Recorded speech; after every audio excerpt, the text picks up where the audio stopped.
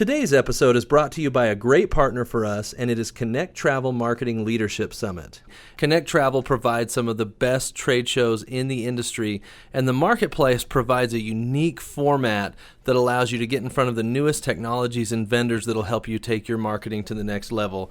In 2020, this event is being held at the Gaylord Palms Resort and Convention Center in Kissimmee, Florida, on February 19th through the 21st of 2020. I went last year, had an amazing time. Definitely think it would be a great idea for anyone listening to consider attending February 19th through the 21st. And guess what? President Obama is speaking this year, so don't miss out. You're already investing in traditional media. Do it right and invest enough so that it is profitable. Like, even if you are investing, but it's a smaller amount and your frequency's low, I don't think it's going to benefit you like you would want it to. So choose one if you have to, but do it right. Welcome again, everybody, to another episode of the Destination Marketing Podcast. I'm your host, Adam Stoker, and excited to have you with us today. Before we dive into today's episode, just a reminder for everybody of two things. One, we have posted in the last week so much content related to previous episodes, especially from our friend John Ricks at Nebraska Tourism, that it will be really valuable for you. So if you haven't yet joined Destination Marketers, I think now's the time to go in, request to be added. We'll verify that you're in the tourism industry, and then you get access to a lot of the content that we talk about here on the show. So go do that. The other thing that I want to remind everybody of is how important reviews are for us to continue to be found, continue to climb up the charts, and expand our listener base as we have. We hit 7,500 downloads this past week, and that's a lot considering that we just started in April and we only focus on destination marketers. So pretty exciting to have listeners all over the world. Appreciate you guys following us and listening to us, and we'll dive into today's episode. Today we have a great guest. She is someone that I have known for a long time, and she works with me here at Relic. Her name is Sasha Jackson, and she is our media director here at the agency. And Sasha, welcome to the show. Thank you so much. Yeah, 7,500 downloads. No pressure or anything. Yeah, you better keep it going. We got to keep that trend line moving in the right direction. I'll do my best. No, I wanted to have Sasha on, and we'll dive into this after we ask her kind of our standard questions. But traditional media is something that everybody, well, almost everybody, if you're a destination, has to deal with and evaluate. And there's so many different options out there. I want to give you the tools today to be able to execute some of those buys, or at least evaluate if you're making good decisions on your media buys. But first of all, Sasha, I'm getting ahead of myself.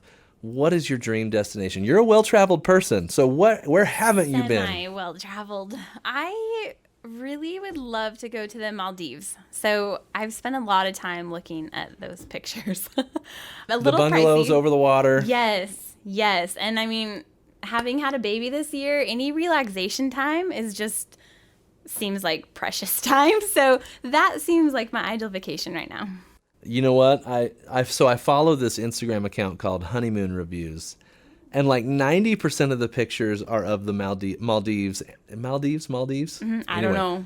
Great place, regardless of how you say it, right? But I would love to go. I think that's a great, nobody's talked about that as their dream destination here yet. But man, Yeah. would love to go. Yeah. Okay. All right. Yeah. Favorite place you've ever been? This one, probably Florence, Italy. Love And that Florence. was last year? Oh, you're going to make me remember. Either last year or 2 years ago. Yeah, I think 2 years ago. Okay. 2 years ago, it went fast. But charming place, love the food, did a little Vespa tour, super fun. So beautiful. I mean, it's Italy. So you love the food. Florence. What did you have? Oh, the first thing that pops to mind is gelato. But we had a lot of real meals too.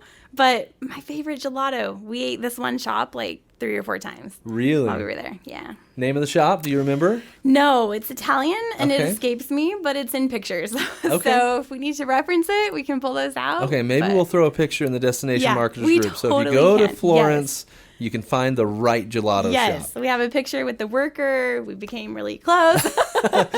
That's how many times When you you went go there. daily, that's how it happens.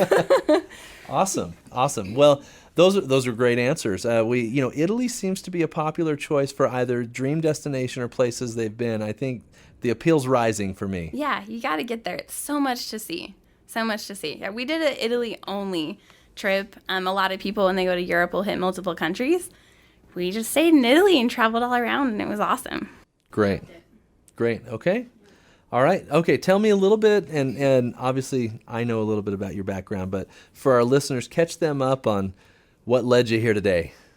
Oh, well, I've been in the industry for about 8 years, and advertising was my passion in college, so that's what I studied. I'm one of the rare people who was actually doing what they studied in school.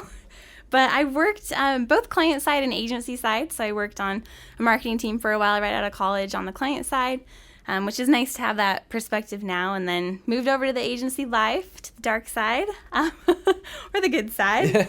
Yeah, we've had people on the show reference both sides as the dark side. So Okay, well, there you go.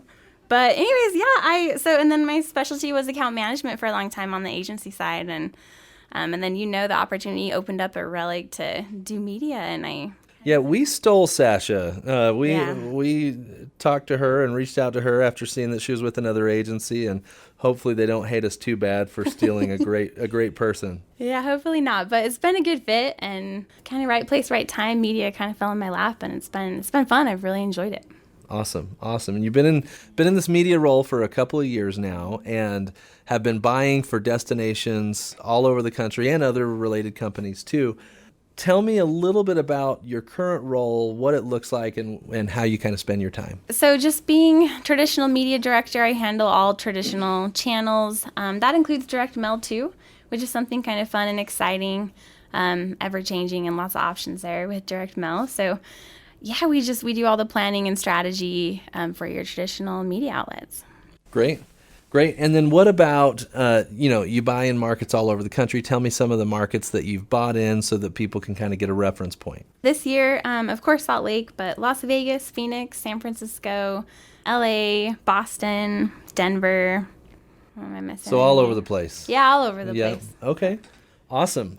Well, tell me what the transition was like, because you managed accounts, right? And you helped people kind of with their day-to-day and sticking to their marketing plan and strategy. You moved into media.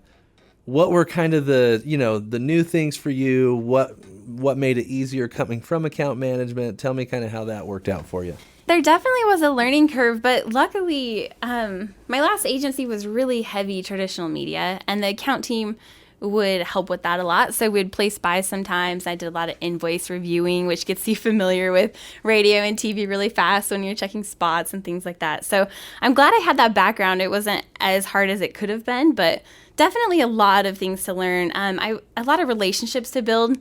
You have to build those relationships with the vendors, and that just takes time. You don't necessarily have that on the account side. Why are those relationships so important, Sasha, to build? In my role, you have to negotiate a lot, and you have to have trust between the partners you're working with, and you want to know that they're going to give you the best offer, that what they're giving you is really valuable. And then you, of course, vet it as well, but it's nice on vendors I've worked with a lot. I know they're going to bring me their best package first. It's just an easier process. Yeah. It saves a lot of time. Yeah. Makes sense. Yep, and then you trust them to run things correctly and, get you reporting on time and that sort of thing too. Perfect. Tell me a little bit about so you build those relationships, right? What do you do? Because lots of times it's like you're the vendor, I'm the client, you take care of me. I feel like you approach it a little bit differently. Tell me about how you cultivate those relationships with media. This is something I think about sometimes too, and I guess advice for clients. You definitely want a good working relationship. So, even if there is something that needs improved, it's not rude about it. Yeah. But also I'm not afraid to, request a lower price or extra items. And I think just being upfront, right? So, you want to have a good business relationship, and I like transparency myself when I'm dealing with a lot of my vendors. So I'm pretty upfront in, hey, that's a little over what we can do. You have to cut it down, or, this isn't enough for the client. I need a little bit more. So I think for people who are placing their own, don't be afraid to have those conversations with your vendors. They're used to it. They'll probably respond really well to that as long as you're considerate in the way that you say it. And I've seen you do something that, it's kind of a subtle, small thing, but I've seen you go out to lunch with a vendor and you foot the bill every once in a while and kind of make sure that they feel like it's a two-way relationship.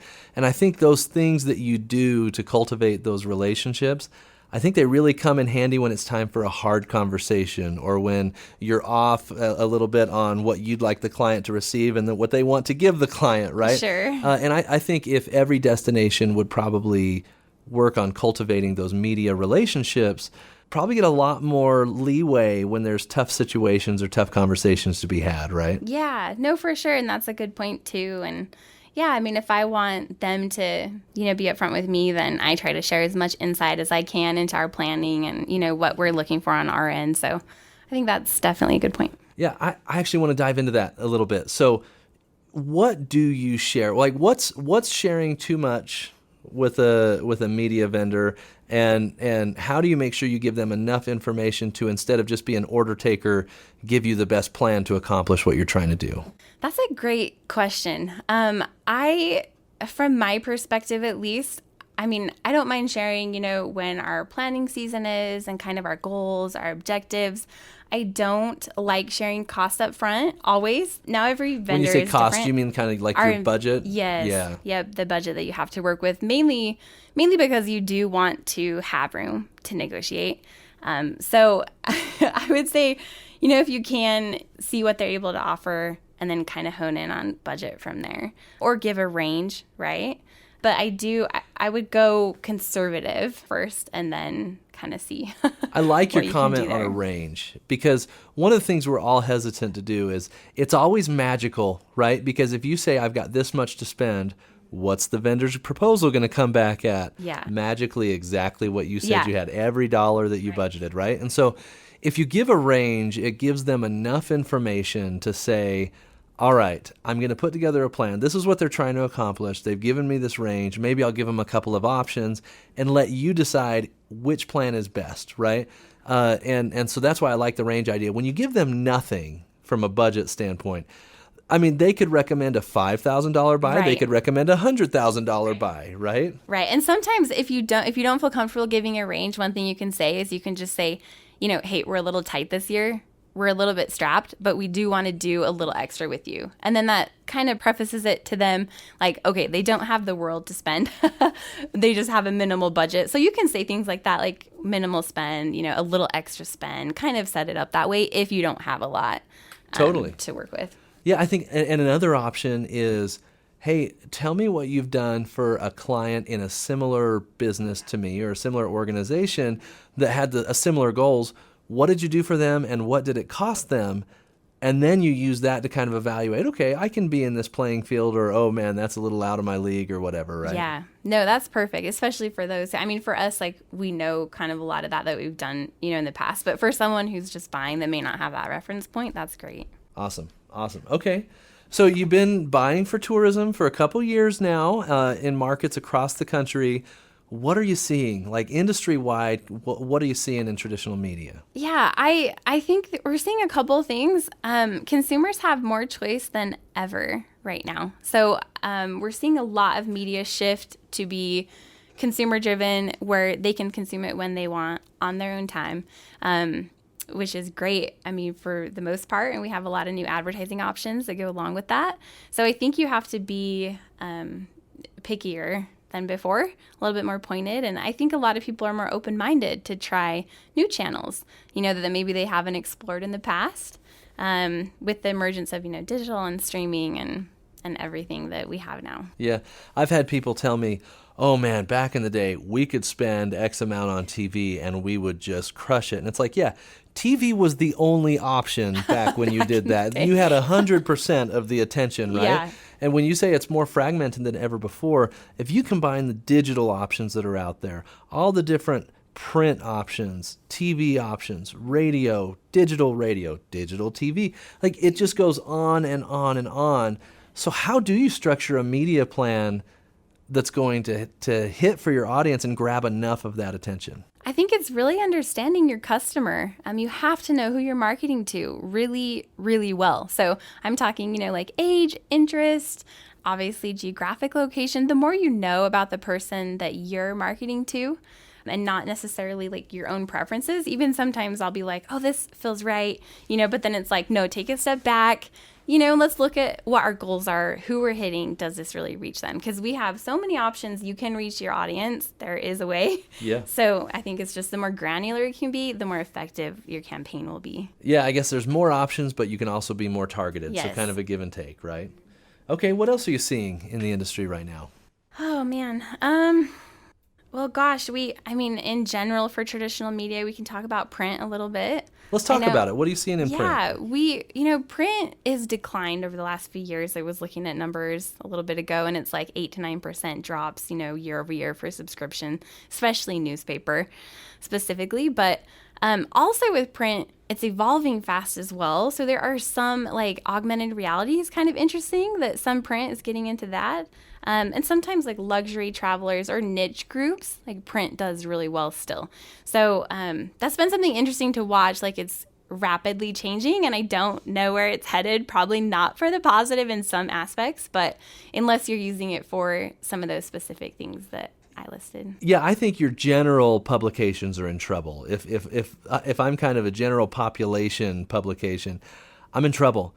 But I think those niche trade publications that really have a tight audience that are seeking out something like that trade publication, I think they're much more effective, right? I think print has a business model problem, and the problem is that it used to be that there's enough subscribers to pay for all the costs that come along with a physical printed copy of a publication, right? Well, now it's almost entirely dependent on the ad revenue, which for something where the value has gone down, the ad cost has gone up because they have to cover their costs. And so I think print, especially general print and not trade publications, if they don't change their business model, they're in trouble. And they can die the slow death or they can try to change, right? And I think trade publications becoming more niche is one way to do it, right? And I think the other is to come up with a business model that doesn't rely entirely on ad revenue in the print publication, because what the cost is going up and the value's going down, and no other industry can pull that off. Yeah. Right? Well, and what you'll find with print too, if you are booking print, like their rate cards have a lot of negotiating room. So that's one advice I would give. If you're looking at print, whether it's trade or not, definitely negotiate down that rate card. So if you're listening and you've been sent a rate card and you said, I'll take the quarter page that you show here, and you didn't negotiate, Houston, we have a problem, right? Yep. Ask for a lower price. Great. Anything else you're seeing from a trend standpoint in traditional media? Oh, man, I'm thinking. We talked about streaming a little bit, just people, consuming as far as the TV side of things, streaming when they'd like and watching what shows they'd like. A lot of cool advertising options with that. And now we have Disney Plus and a bunch of other platforms that are just merging into streaming. So I'm curious to see how that changes the landscape. Yeah, and how advertising plugs into that, right? Yeah. Mm-hmm. Yep, and kind of what it does for even like some of the older streaming players now, like Netflix. So Netflix has had some struggles launching, some new shows. And anyways, so yeah, I'll be curious to watch that. Okay, guys, you heard me mention earlier that Connect Travel Marketing Leadership Summit is sponsoring the show. And the show's coming up here in just a couple of months in Kissimmee, Florida, and President Obama is going to be speaking there. I'm excited to go hear it. I actually went last year, and President George W. Bush was speaking at the time and also had a great time at that conference. It's a unique format that's different than anything I've ever attended, because you have the ability to have a short conversation with different vendors and different destinations, depending on which type of business you are, whether you're a supplier or a destination. But you get to have these quick meetings and find out if you're interested in finding out more. And I'm excited to announce that this coming year in February, we're actually going to be recording a live episode of the podcast from the Connect Travel Marketplace show. And we hope you'll come join us and chat with us and maybe even be on the show. So go to connecttravel.com. You can sign up there, and we hope to see you here in Kissimmee in a couple of months. Okay, let's take a step back then. Let's say I'm a destination, right? And I am planning my traditional media for the year. What is your approach, Sasha, that maybe our listeners can glean from and say, okay, I need to kind of follow this same process? Yeah, I would say do as much research as you can on the market. So every market is different. It's laid out different. Some are spread out, some are not. They have different, income levels based on zones and areas within that market. So for traditional media, it's very expensive. If you don't have enough money to blanket the whole market and do it well, like to reach a good portion of those with a good frequency, then be a little bit more strategic in understanding the market, understanding, can we zone the cable buy? Can we hit certain pockets? Where is our audience? Are they a higher income level or Can I stop you? Yeah. Is that okay? You mentioned zoning the cable buy, and I don't know that, maybe some of our clients haven't explored cable. So what advantages like zoning does cable give you that maybe a network buy doesn't? So with the zoning, you can just select a certain area within that designated marketing area, the DMA, that Nielsen kind of dictates, your TV range. So if you don't have enough money to buy like the full DMA, you can look at certain zones, like little counties within that DMA that you could advertise on, and then it just gives you more freedom to do a good job. I would say don't spread yourself too thin, right? So if you have a limited budget, just think about more pocketed buys. Yeah, I would say a good example of that is here in Utah, the entire state is a DMA, right? And so if I'm a tourism destination and I'm trying to market to people just in Utah County, which is Utah. the Provo-Orem area, right? Well, if I'm going to buy a network TV buy and I'm only trying to hit Provo and Orem, I'm wasting 75% of my buy because 25% of the population's in Utah County. So the solution to that, in a lot of cases, as you're alluding to, is a zoned cable buy where I can target specifically the geographic location that I'm going after, and it's not just tied to a DMA like network is, right? Yeah, and you can pick more affluent areas that way as well. If it's your own market you're marketing to, you probably know what areas are more affluent. Or some quick Google searches if it's a new market. But yeah, no, I love that idea. And that's an option we use sometimes for clients. There's a lot of different ways to approach TV. That's just one that could work. Absolutely. Okay, awesome. What about, so we were talking about your approach, and I actually interrupted you in the middle of that. So what did we miss in finishing out kind of your approach to traditional media? Oh, gosh. I think it goes back to just understanding your goals. So if you're looking for widespread awareness, or if you're looking for a little bit more of a direct response, a lot of traditional media is branding, right? So it's top of the funnel. It's going to feed into your other channels. I would just evaluate that and understand, do you have enough Google searches? If you don't in a market, then you probably need a lot of branding. You need some widespread media like outdoor and some other high-level tactics. But there's a lot that encompasses traditional media, niche publications and partner websites like banner ads, a lot of lower-cost items that you can do as well. So did that answer your question? Kind of depends on, I guess, what you need. Yeah, totally depends. I think the biggest thing as you're evaluating a media plan, you touched on awareness and that a lot of traditional media is branding. I think a lot of people want to look at a media plan holistically, and they want to say, I want to be able to identify what every single media channel we used drove. And so if it's billboards, I want to know what our ROI was on billboards. If it's TV, I want to know our ROI on TV. Tell me how you look at that, because I know some of these channels are very difficult to measure, right? Definitely. And this is the golden question for traditional media that everybody wants to know. There are some ways you can track. So we'll talk about that first. If you have good insight into your Google Analytics, I would use that as much as you can to pair up with when your traditional campaigns are running to see if you find an increase in organic search online. So if people are going to Google and searching for you and it's spiking during the time that your traditional media is live, that's a good sign that you are receiving a lot more awareness. People are wanting to find out more about you, probably from your traditional media campaigns, and could be from other factors as well, but definitely lining up those flights to see what the trends are like in your Google Analytics can help that.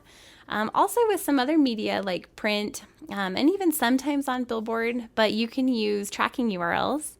You can use promo codes. On direct mail, definitely use tracking codes or tracking URLs or promo codes, tracking phone numbers. So it kind of depends on your channel, but I would use as much tracking as you have access to. Tracking URLs are free. You can set them up and direct them to your website on a lot of the print portions. But TV, radio, and outdoor. Radio can be a great direct response in some cases. Yeah, especially around events and stuff like that for tourism destinations. Yeah, we've really seen it move the needle, and usually they're calling or purchasing or attending, so you kind of have some metrics on that. But really, outdoor and TV can be really hard. I'm an advocate for those being simple, branding based, not direct response. So just if you're not looking for widespread awareness, then maybe just steer away from some of those platforms. Makes sense. Yeah, I think the other thing to take into account is the buying cycle, right? So when you've got the 3 phases of the funnel: awareness, consideration, and purchase, right? Well, from awareness to purchase, especially for a major vacation that we're asking a lot of people to book, that could be 3, 6, 9 months in some cases, right? I know right now I'm taking my wife to Hawaii towards the end of this year. I'm probably not going to book that trip until maybe March or so, right? But the awareness situation happened 6 months ago when I said, you know what, that's our next place, right? And so I think the other thing that people have to realize as they're looking at traditional media and evaluating the effectiveness is you can't look at a week after your TV ad ran and say, okay, did we get bookings? Did this happen? No, you have to look at it. In the end, a marketing plan, you have to look at it holistically and say, did the entire plan together generate results? Yeah, thank you for bringing that up. Especially, this is interesting when we're talking about direct mail, when we track that for our clients.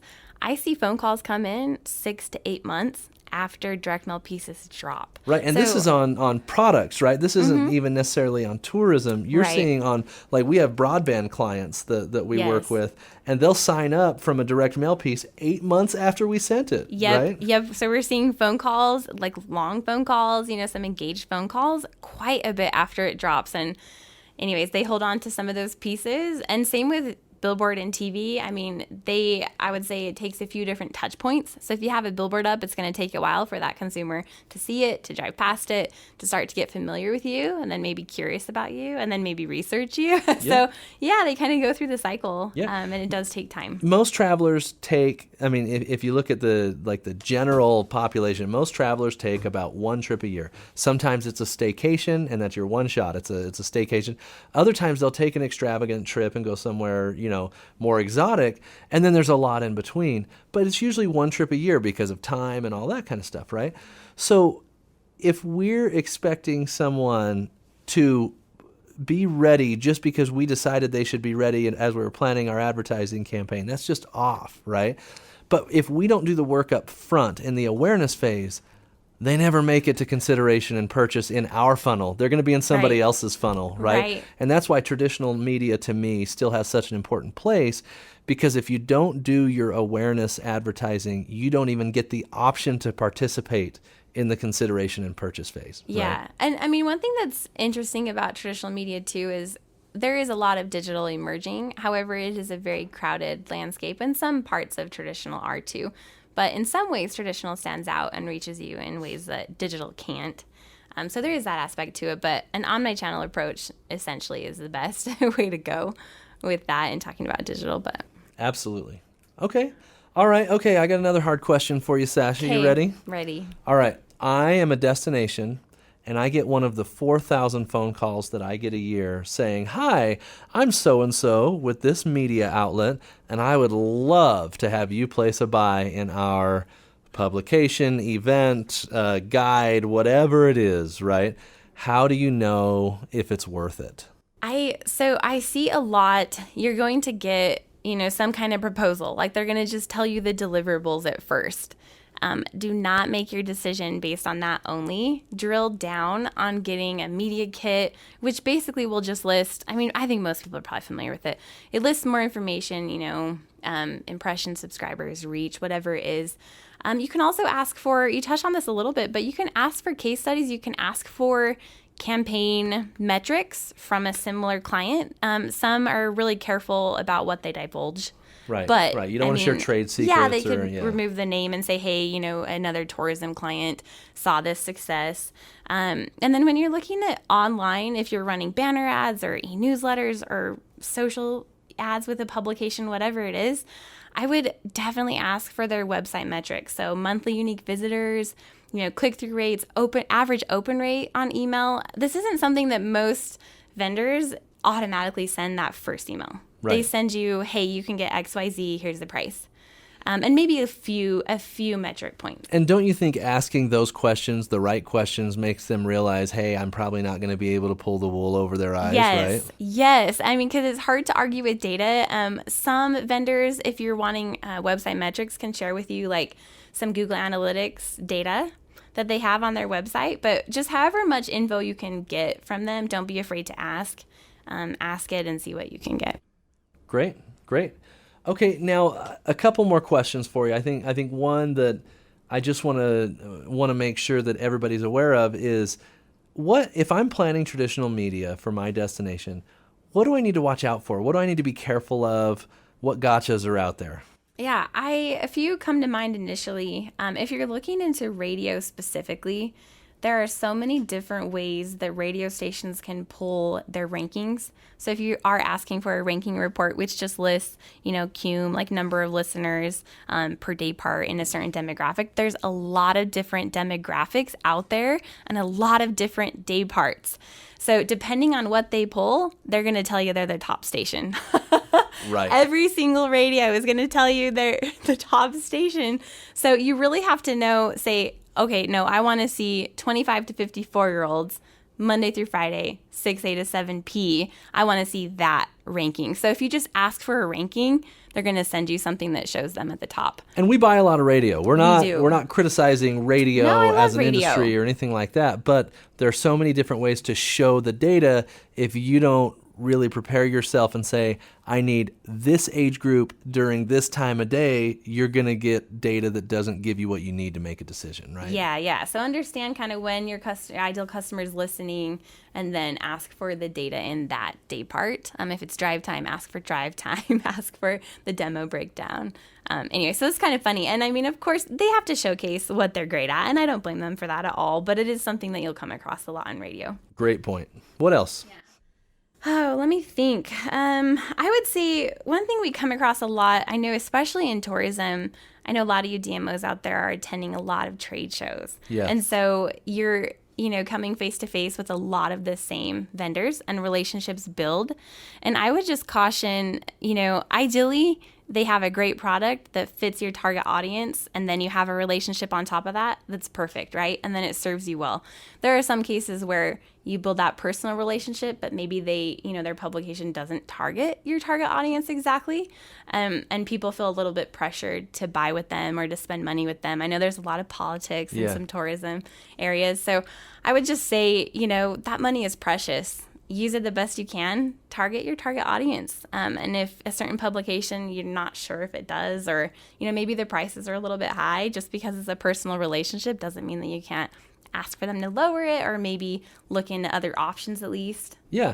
I mean, a general rule of business is people do business with people they know, like, and trust, right? For sure. Like that's age-old situation. However, when we're talking media, the relationship is not the most important thing, because it's not apples to apples. You need to get the very best media outlet to reach your target personas, and hopefully, once you've made that decision, you build a great relationship with that media vendor. But when you reverse that and you buy the relationship and not the actual medium, in a lot of cases you end up wasting your money but building a great relationship. And the question I ask in a lot of cases is like, how close would you be if you didn't spend that money? Would you still be as close of friends? And are you really friends, or are they just really glad you spend that money with them? Right. And I mean, not to knock vendors. We love our vendors that do well for us, but it's true in some scenarios. But yeah, one other thing I was thinking about while we were talking too, to watch out for, a lot of print. You'll buy a combo. You'll buy part print and part digital, which is smart. I love that option. But for the print digital aspect, they'll sell social media posts, and they'll just tell you how many likes they have, how many likes on Facebook, how many likes on Instagram, which does tell us some things, right? But if you're looking at it seriously, I would look at engagement.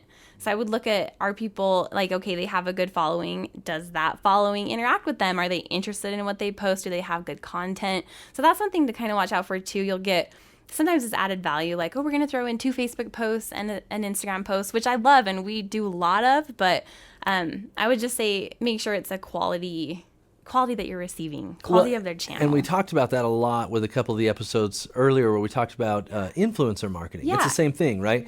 Choosing the right influencer has a lot more to do with engagement than actual number of followers. And I think the same thing goes for what you're saying here. The other thing I would say to watch out for is a lot of traditional media have massive email lists, right? And my first question when somebody says, you know what, we're going to throw in an email blast with this. It's like, cool, what's your open rate? Yep, open rate and click-through rates on a comparable client. You know, how many clicks are you actually seeing with other tourism accounts? I don't care how many subscribers you have to your email list if you have a 0% click-through rate, you know? Yeah. So things like that to watch out for. I think that's a great point. Yeah, no, that's good. Awesome. I agree on that. Okay, Sasha. So obviously we've covered a lot of ground on traditional media today. Is there anything I haven't asked you that you feel like would really benefit our listeners to know as they're trying to figure out an approach buying traditional media? Yeah, one thing that sticks out to me would be frequency. I see it a lot where, you know, you only want to spend a little bit, or the vendor's trying to get you the absolute best deal but weeds down your frequency. I would be careful with anything below like a 3 or 4 in general. Now, some markets that you're already established in, maybe you can get away with a little bit less. Like there are times that we do buy less than that. But yeah, it's very important that you're reaching your audience enough times. With traditional media, you just have to reach them more than once or twice. So you're already investing in traditional media, do it right, and invest enough so that it is profitable. Like even if you are investing, but it's a smaller amount and your frequency's low, I don't think it's gonna benefit you like you would want it to. So choose one if you have to, but do it right. Such a great point. Such a great point, because if you think about traditional media, the real difference between traditional and digital media is in digital media, they are so close to the ability to make a purchase. I'm on my computer, I'm seeing a banner ad, guess what? I can click through and buy, right? If I'm hearing it on the radio, or I'm seeing it on TV, or I've seen it in a publication, right? I'm not in the decision-making phase, right? And so I might not be at a computer. And so frequency is so much more critical for traditional media and still critical in digital media, but so much more critical because people are not in the position to make a decision immediately when they see, hear, or view the ad, right? Yes, and especially if you're getting into a channel that you haven't been on before. Like if you're starting to advertise in a magazine you've never advertised in, you have to build your following a little bit. You have to build that audience. So yeah, I feel strongly about frequency. Great point. Great point.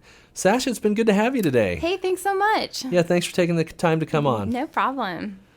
Well, everybody, this has been another episode of the Destination Marketing Podcast. We appreciate you listening.